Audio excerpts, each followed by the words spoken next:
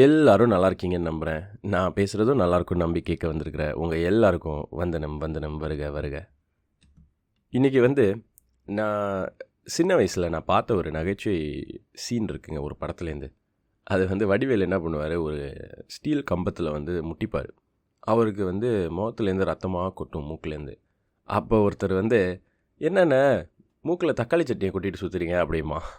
உடனே அவன் மூஞ்சை எடுத்து டப்புன்னு அந்த மெட்டல் அடிப்பாருங்க. அப்போ உடனே அவனுக்கு ரத்தம் வரும், ரத்தம்னு அழுவான். அவள் கேட்பார், டேய் உனக்கு வந்தால் ரத்தம் எனக்கு வந்தால் தக்காளி சட்னியா அப்படின்னு. அந்த மாதிரி என் வாழ்க்கையில் நிறைய விஷயங்கள் நடந்திருக்குங்க. எனக்கு நிறைய அனுபவங்கள் இருக்குது. இப்போது நம்ம யாருக்காவது ஃப்ரெண்ட்ஸாக இருக்கிறோன்னு வைங்களேன், அவங்க செய்கிற ஏதாவது சின்ன சின்ன விஷயங்கள் நம்மளுக்கு நகைச்சுவையாக இருக்க வாய்ப்பு இருக்குது.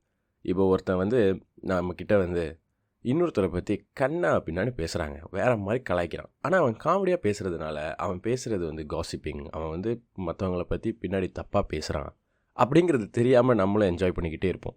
அதை என்ஜாய் பண்ணிக்கிட்டு அதை ஒரு நகைச்சுவையாக எடுத்துக்கிட்டு நம்மளும் அப்படியே கேட்டுக்கிட்டே இருப்போம். இன்ட்ரெஸ்டிங்காக தானே இருக்கேன், அவனுக்கு கதையாக சொல்கிறானே ஒருத்தவங்களை பற்றி அப்படின்னு. ஆனால் ஒரு நாள் அது நம்மளுக்கே அவன் வைப்பாங்க.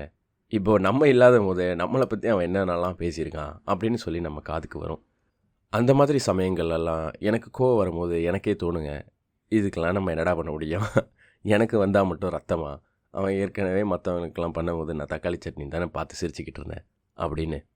இந்த மாதிரி சில அனுபவங்கள் தாங்க எனக்கு ஒரு விஷயத்தை கற்றுக் கொடுத்துச்சு.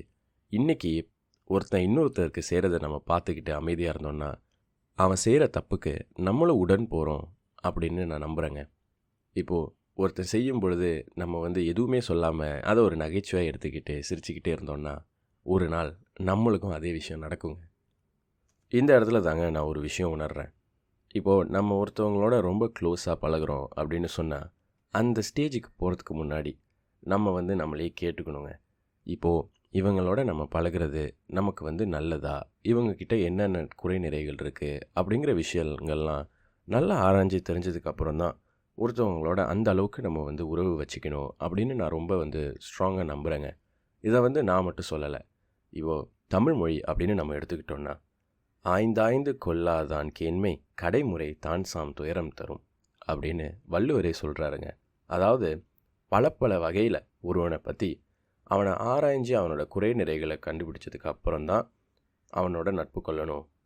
அப்படி கொள்ளாத நட்பு அதுவே தானாக ரொம்ப மோசமான முடிவை கொடுத்துரும் அப்படின்னு சொல்லி அவர் சொல்கிறாருங்க. இப்போ ஒருத்தவனை பற்றி நல்லா தெரிஞ்சுக்கிட்டு அவனோட நட்பு வைக்காட்டி அந்த நட்பு அது ஒரு ரொம்ப ஹாஷான எண்டிங்கில் கொண்டு போய் விட்டுரும் அப்படின்னு சொல்லி திருவள்ளுவர் சொல்கிறாருங்க.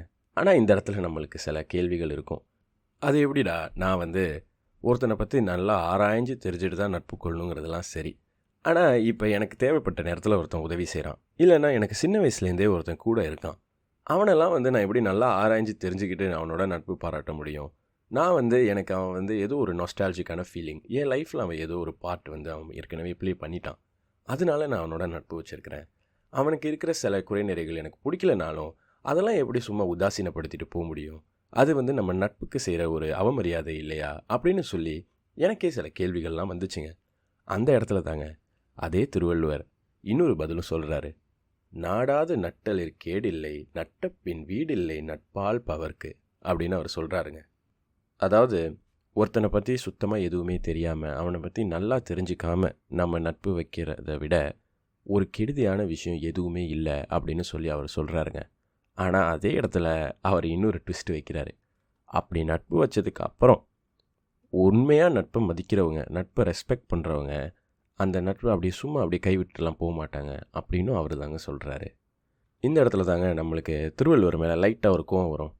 ஏன்பா, நான் நட்பு ஒருத்தனை நல்லா தெரிஞ்சுக்கிட்டு தான் வச்சுக்கணும் அப்படின்னு சொல்கிறீங்க, ஆனால் அதுக்கப்புறம் அப்படி நட்பு நல்லா தெரிஞ்சிக்காமல் நம்ம வச்சுக்கிட்டோன்னா அது கெடுதி அப்படின்னு சொல்கிறீங்க. ஆனால் அந்த நட்பு வச்சதுக்கு அப்புறம் ஒருத்தனை பற்றி கெடுதலான விஷயம் நம்மளுக்கு தெரிய வருதுன்னா அதை நம்ம கைவிட்டுட்டும் போகக்கூடாது. அதை நம்ம கைவிட்டுட்டு போனால் நம்ம நட்பை மதிக்கலை அப்படின்னும் நீங்கள் சொல்கிறீங்க. இப்போது நான் என்ன தான் செய்கிறது? அப்போ தாங்க எனக்கு உதவி செய்கிறதுக்கு அப்துல் கலாம் வராரு. அவர் என்ன சொல்கிறாருன்னா, முதல்ல நம்ம மனசில் நல்லது இருக்கணும் அப்படின்னு சொல்கிறாருங்க. நம்ம மனசில் நல்லது இருந்தால் தானாக இந்த நாட்டுக்கும் வீட்டுக்கும் உலகத்துக்கும் நல்லது வரும் அப்படின்னு அவர் சொல்கிறாருங்க. சிம்பிளாக நம்ம காந்தி சொன்ன மாதிரி சொல்லணுன்னா, நீ உலகத்தில் என்ன மாற்றத்தை பார்க்கணுன்னு விரும்புகிறியோ அந்த மாற்றமாகவே நீ இரு அப்படின்னு அவர் சொல்கிறாருங்க. அதாவது நம்மளுக்குன்னு சில பிரின்சிபல்ஸ் இருக்கும். இது சரி, இது தப்பு அப்படின்னு சொல்லி மற்றவங்க நம்மளை சுற்றி இருக்கிறவங்க மேலே நம்ம ஃபோக்கஸ் பண்ணிக்கிட்டு அவங்க நல்லா இருக்காங்களா, அவங்க சரியாக இருக்கிறாங்களா, நம்மளை சுற்றி இருக்கிற நட்பு சரியாக இருக்கா அப்படிங்கிறத விட்டுட்டு நம்ம சரியாக இருக்கிறோமா, இந்த பிரின்சிபல்ஸ்லாம் நம்ம ஃபாலோ பண்ணுறோமா, அந்த பிரின்சிபல்ஸை பிரேக் பண்ணுற மாதிரி ஏதாவது ஒரு நண்பன் ஆக்ட் பண்ணான்னா அவனுக்கு நம்ம அட்வைஸ் பண்ணலாம், அவனுக்கு நம்ம இந்த மாதிரி பண்ணாதேன்னு சொல்லலாம். அப்படிங்கிறது செகண்டரி. ஆனால் ஃபஸ்ட்டு நம்ம அந்த பிரின்சிபல்ஸ்லாம் ஃபாலோ பண்ணுறவங்களா இருக்கணும் அப்படிங்கிற ஒரு விஷயம் எனக்கு தோணுச்சுங்க. அதை நான் நினச்சிக்கிட்டே அப்படியே சரி, இவ்வளோ சொல்லியிருக்கிற திருவள்ளுவர் நம்மளுக்கு ஒரு பதில் கொடுக்குற மாதிரி ஏதாவது சொல்லியிருப்பாரு, அதை எழுதி வச்சிருக்கிறாமா போயிருப்பார் இவர் அப்படின்னு சொல்லி நான் தேடிக்கிட்டு இருக்கும் பொழுது தான் எனக்கு ஒரு விஷயம் மாட்டுச்சுங்க. அழச்சொல்லி அல்லது இடித்து வழக்கறிய வல்லார் நடவு ஆய்ந்து கொளல் அப்படின்னு அவர் சொல்கிறாருங்க. அதாவது நம்ம தப்பு செய்யும் பொழுது நம்மளை அள வைக்கிற அளவுக்கு ஒருத்தவங்க நம்மளை திட்டி இல்லை நம்மளை ரொம்ப ஹார்ஷாக பேசி நம்மளை திருப்பி நேர் வழிக்கு கொண்டு வராங்கன்னா நம்ம வல்லவர்களோட நட்பு வச்சுருக்கோம் அப்படிங்கிறதுக்கு அர்த்தம் அப்படின்னு சொல்லி திருவள்ளுவர் சொல்கிறாருங்க. இந்த விஷயத்தை 2 வகையாக நம்ம பார்க்கலாம். நம்மளுக்கு நல்ல நண்பர்கள் இருக்காங்களா, நம்மளை அள வைக்கிற அளவுக்கு அழச்சொல்லி அல்லது நம்மளை ஹார்ஷாக பேசி நம்மளை நேர்வழிக்கு கொண்டு வரவங்க இருக்காங்களா அப்படின்னு நம்ம யோசிக்கலாம். இல்லாட்டி நம்ம அந்த மாதிரி ஒரு நண்பனாக இருக்கோமா அப்படின்னு நம்ம யோசிக்கலாங்க. முதல்ல நம்ம வேறு யாராவது நண்பர்கள் தவறு செஞ்சால் நம்ம அட்வைஸ் பண்ணி அந்த அளவுக்கு ஹார்ஷாக பேசி அவங்கள நேர்வழிக்கு கொண்டு வர அளவுக்கு நம்ம இருக்கோமா அப்படிங்கிற கேள்வி தாங்க இன்னும் முக்கியமான கேள்வி அப்படின்னு நான் நம்புகிறேன். இந்த இடத்துல தாங்க எனக்கு ஒன்று புரியுது. நம்ம தனுஷ் சொல்கிற மாதிரி எப்போதுமே எண்ணம் போல் வாழ்க்கை. இப்போது நம்ம மனசில் நல்லது இருந்தால் நம்மளை சுற்றி இருக்கிறவங்க மனசுலேயும் நல்லது தானாக வருங்க. நம்மளை சுற்றி இருக்கிறவங்களுக்கு நம்மளை அறியாமலே நம்ம ஒரு இன்ஃப்ளூயன்ஸாக இருப்போங்க. நம்மளை சுற்றி இருக்கிறவங்க ஏதாவது தப்பு செஞ்சால் ஐயோ இவன் நம்மளை பேசிடுவானேடா அப்படின்னு சொல்லி பயந்து அவங்க நம்மக்கிட்ட தப்பு செய்யாமல் இருப்பாங்கங்க. நம்மளுக்கு பிடிக்காத விஷயங்கள் செய்யாமல் இருப்பாங்கங்க. ஏன்னா மனிதர்களை பொறுத்த வரைக்கும் நம்ம எல்லாருக்குமே கெட்ட குணங்கள் நல்ல குணங்கள் இருக்குங்க.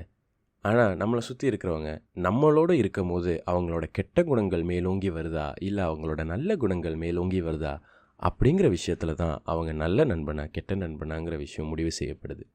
நம்மளோட இருக்கும் பொழுது ஒருத்தவங்களோட நல்ல குணங்கள் மேலோங்கி வந்துச்சுன்னா தானாக ஆட்டோமேட்டிக்காக நம்ம நண்பர்கள் எல்லாம் நல்ல நண்பர்கள் தான் அப்படிங்கிற ஒரு ஸ்டேஜில் நிற்குங்க. அதனால் தக்காளி சட்னினா என்ன, ரத்தம்னா என்ன அப்படின்னு சொல்லி நம்ம முதல்ல நம்மளுக்கு டெஃபினிஷன் வச்சுக்கிட்டா ஆட்டோமேட்டிக்காக நம்மளுக்கு ரத்தம் வராமல் இருக்குங்க. இந்த ஒரு எண்ணத்தோட இந்த வாரம் நான் உத்தரவு வாங்கிக்கிட்டு அடுத்த வாரம் மறுபடியும் உங்களை சந்திக்கிறேன். அது வரைக்கும் சந்தோஷமாக இருங்க. சந்தோஷமாக இல்லைன்னா ஆல் இஸ் வெல் சொல்லிக்கங்க. நன்றி. வாழ்க வளமுடன்.